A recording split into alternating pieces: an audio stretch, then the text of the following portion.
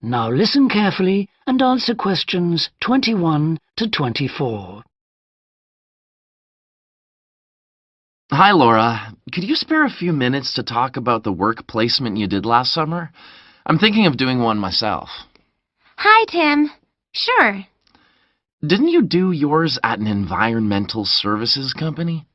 That's right. It's only a very small company, and they needed someone to produce a company brochure. And I wanted to get some business experience, because I'm interested in a career in occupational psychology in a business environment.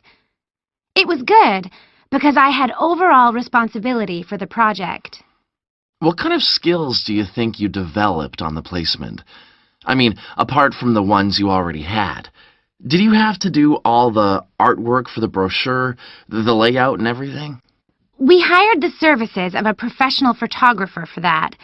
I did have to use my IT skills to a certain extent because I cut and pasted text from marketing leaflets. But that didn't involve anything I hadn't done before. Do you think you got any better at managing your time and prioritizing things? You always used to say you had trouble with that. Oh, definitely. There was so much pressure to meet the project deadline.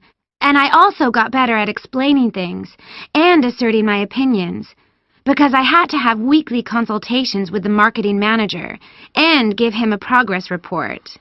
It sounds as if you got a lot out of it then. Absolutely. It was really worthwhile. But, you know, the company benefited too. Yes, they must have done. After all, if they'd used a professional advertising agency to produce their brochure instead of doing it in-house, presumably they'd have paid a lot more. Oh, yes. I worked it out.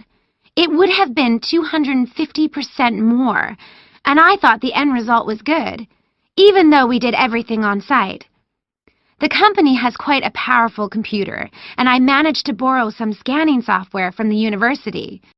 The new brochure looks really professional. It enhances the image of the company straight away. So, in the long run, it should help them to attract clients and improve their sales figures? That's the idea, yeah.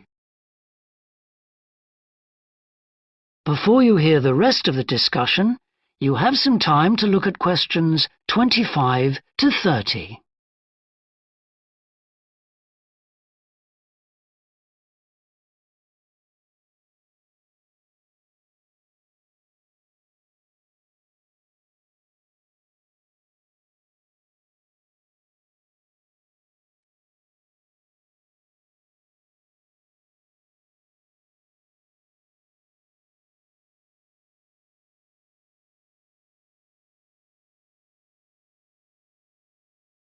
Now listen and answer questions 25 to 30.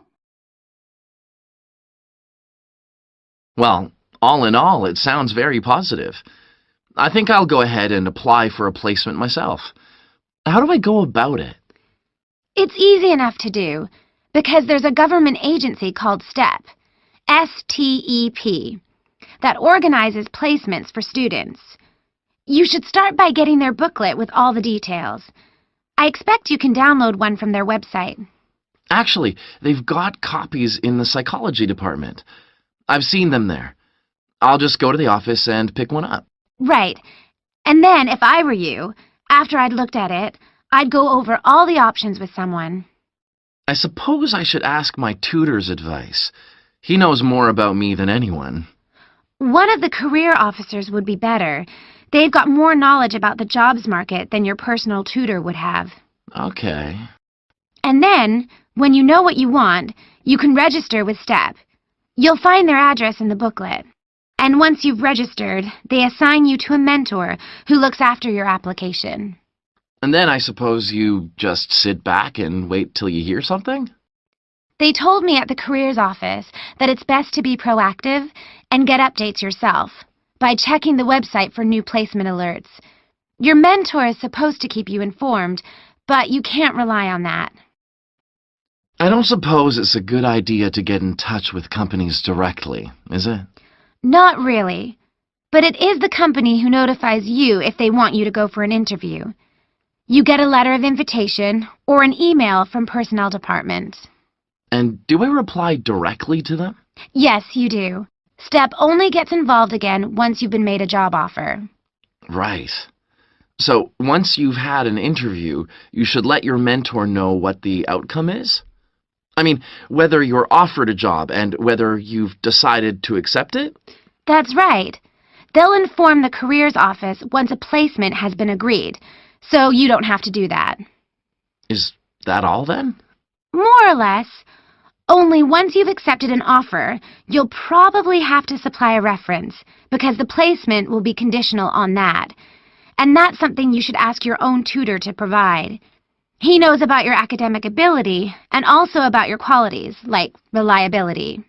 Well, thanks very much for the information. I'm starting to look forward.